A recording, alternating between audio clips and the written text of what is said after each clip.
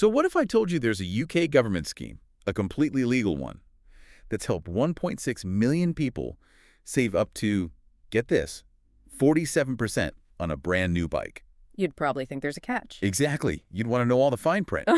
And you'd be right to. Yeah, it sounds a little too good to be true, like some kind of, I don't know, a secret financial loophole. And in a way, that's exactly what it is. It's a very structured, tax-efficient way to get some really expensive kit, but only if you get your head around the mechanics of it. And that is exactly our mission today. We're doing a deep dive into the UK's Cycle to Work scheme. People just call it CTW. Right. It's been around since 1999 with a pretty simple goal. Get people cycling to work, reduce pollution, all that good stuff. But the way it actually delivers those huge savings is, well, it's all down to some pretty clever financial engineering. It really is. And the sources you sent over give a brilliant picture of the whole landscape, who's eligible, how much you can really save, and that really confusing bit about ownership at the end. Yeah, that bit is almost a legal fiction, isn't it? It is, yeah. And it's a topic that's kind of popped back into the news recently.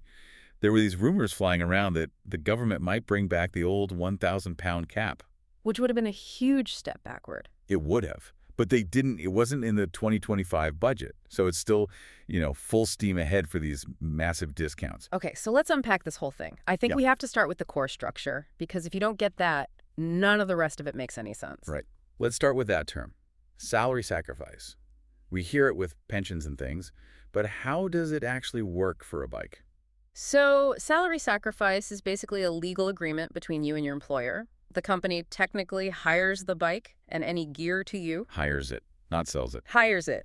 And in return, you agree to sacrifice a part of your monthly salary to cover that higher cost, usually over about 12 months. So the company buys the bike, they lease it to me, and I pay them back for my salary. Exactly. But here's the absolute ticker, the thing that makes it all work.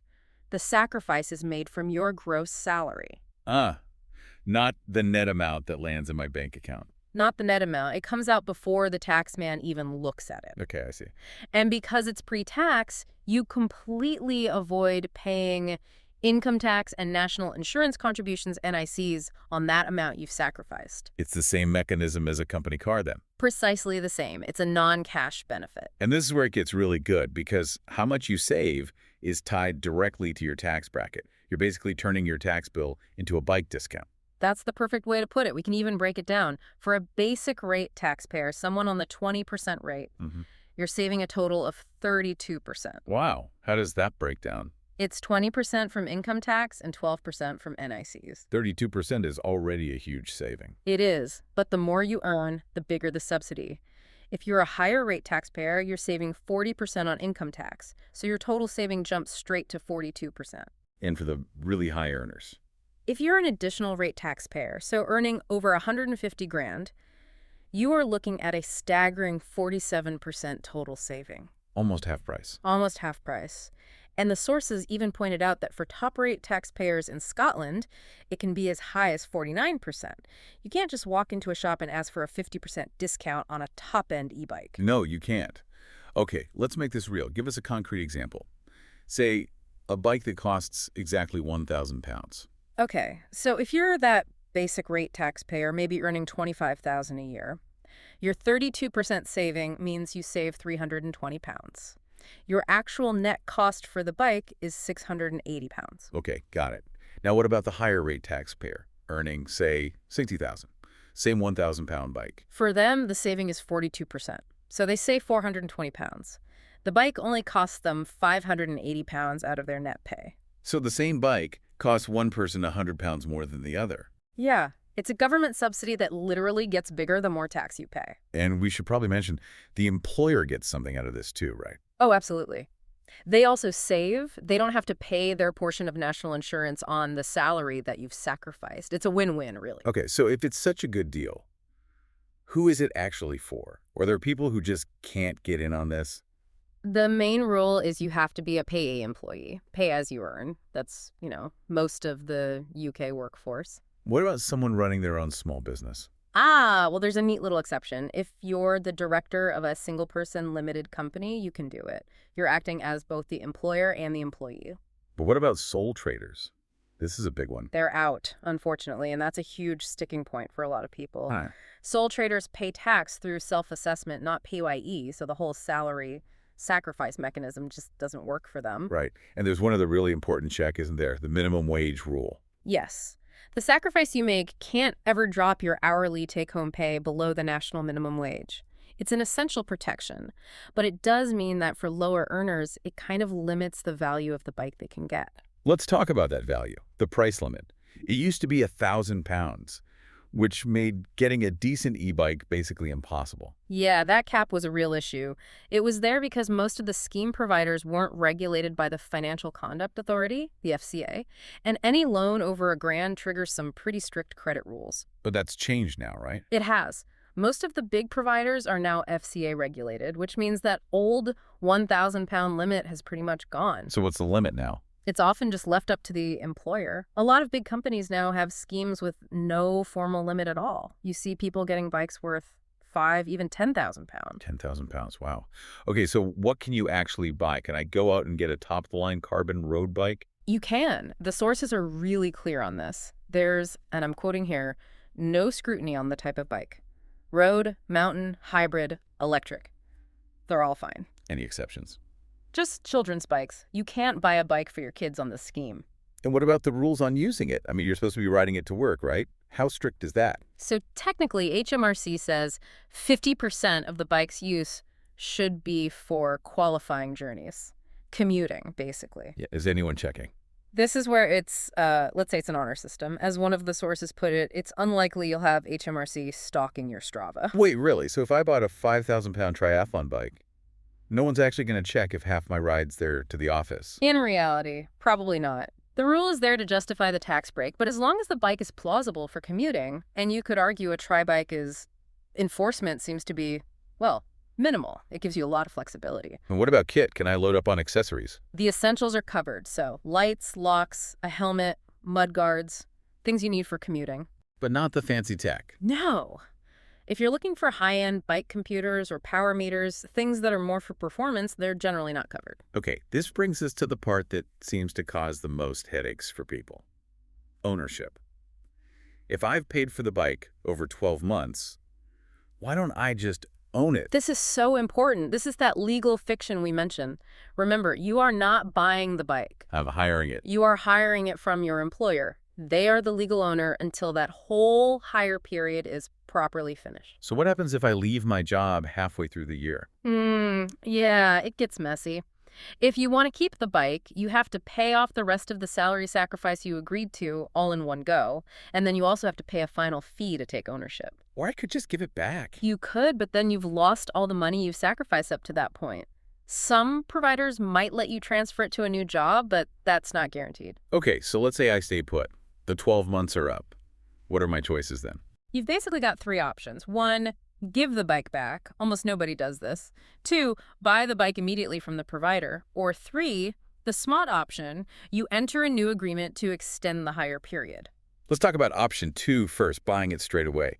That's when you get stung by that HMRC valuation rule, isn't it? Exactly. This is the big catch. HMRC has rules about the bike's fair market value. If you buy it after just 1 year, its official value is still pretty high, and you have to pay that. And the percentage depends on the original price. It does. If the bike was under 500 pounds, the value after 1 year is 18% of the original price. But most decent bikes are over 500 pounds. Right, and for a bike over that amount, the valuation jumps to 25% after 1 year. So hang on. If I get a 3,000-pound e-bike after a year of payments, I then have to pay another 750 quid just to own it. Yes, 25% of the original cost. That's the sting in the tail if you want out early. So what's this smart third option then, the rehire trick? Right. So to avoid that big payment, most providers let you pay a tiny deposit, sometimes it's just £1, and you agree to rehire the bike for a much longer period, say another 4 or 5 years. And why would I do that? Because it lets the bike's official value depreciate right down. According to HMRC's rules, after 4 years, the value of that expensive bike is only 7%. After 6 years, it's often effectively 0. So the strategy is to agree to this long zero-cost extension and then at the very end pay a nominal fee of like a pound to finally take ownership. That is precisely how you play the game to maximize your saving. Okay. Are there any other hidden pitfalls people should know about before they sign on the dotted line? Well, the salary sacrifice itself, it's great for tax, but it does lower your official gross salary on paper. And that can affect things like statutory sick pay or maternity pay, which are calculated based on that number. And pensions, right? That's a big one. It's a huge one. If your pension contributions are a percentage of your salary, then sacrificing some of that salary means a slightly smaller amount is going into your pension pot. It's a small difference month to month, but over decades it adds up. And liability. What if my shiny new 4,000-pound e-bike gets stolen? You are still on the hook for every single payment. The agreement doesn't just stop. So insurance is non-negotiable. Absolutely essential. It has to be the first thing you sort out. I also saw a note about the vouchers. You have to spend it all in one go. With most of the big traditional schemes, yes, you get a voucher for a set amount, and you have to use the whole lot at the time you pick up the bike and your initial accessories. That sounds a bit inflexible. It can be, which is why some newer providers, like one called Gojeta, are trying something different. Their system works more like a gift card, so you can make multiple smaller purchases over time until the balance is used up. Okay, so let's talk about these providers. It's not just one single scheme, is it? It's a whole marketplace of different companies. That's right. You can only use the scheme your employer has signed up with. You've got massive players like Cycle Scheme. They have over 1 million users and are partnered with thousands of shops. They even have exclusive deals with big brands like Canyon. And then you mentioned some others like the Green Commute Initiative, GCI. They sound a bit different. Yeah, GCI is a really interesting one. They're a social enterprise, they're FCA regulated, and they let you sacrifice up to 10,000 pounds. But their whole model is built around that extended hire, so at the end, it's just a £1 fee to take ownership. They've designed their system to completely sidestep those high HMRC valuation fees. And I guess you have the retailer-specific ones, too. You do. Cycle to Work is the one from Halfords and Treads. And then there are others like Bike to Work and Cycle Solutions who handle huge corporate accounts like the NHS. So if the CTW scheme doesn't work for you for whatever reason, what are the alternatives? The main one is just straightforward finance from a retailer. You can still spread the cost, and sometimes you get outright ownership after 12 months without any final HMRC payment. But the big trade-off is You lose the tax saving completely. With finance, you're usually paying interest and fees, which wipes out the 30, 40, or even 50% saving you'd get through the scheme. there's also that weird issue with retail prices, isn't there? Where using a voucher means you can't get the sale price. Yes, this is a really important bit of comparison shopping you have to do. The bike shop has to pay a fee to the scheme provider, maybe 10 or 15%. So if they have a bike on sale with a 15% discount, They'll make you pay the full recommended retail price, the RRP, if you use the voucher. exactly. So you have to do the math. Is my 32% tax saving better than the 25% seasonal discount I might get by just paying cash or using finance? For a higher rate taxpayer, the tax saving is probably always going to win out. Almost always. That 42 or 47% saving is just too big to ignore. It will almost certainly be better than any retail discount. This has been a fascinating look under the hood of what seems like a simple perk. The CCW scheme can offer absolutely massive savings, especially for higher rate taxpayers looking at expensive bikes or e-bikes. It's clear that groups like the Cycle to Work Alliance are still pushing for changes, though. They're campaigning to try and get those exclusions for self-employed people and the limits for minimum wage earners fixed. So we'll leave you with a final thought on all this. We talked about how salary sacrifice reduces your reported income, which means slightly less goes into your pension. So the question is this: is that immediate, very attractive tax saving today worth the small but compounding decrease in the size of your retirement pot decades from now? It's a financial trade-off that you only see when you dive deep into the mechanics, something for you to mull over on your own.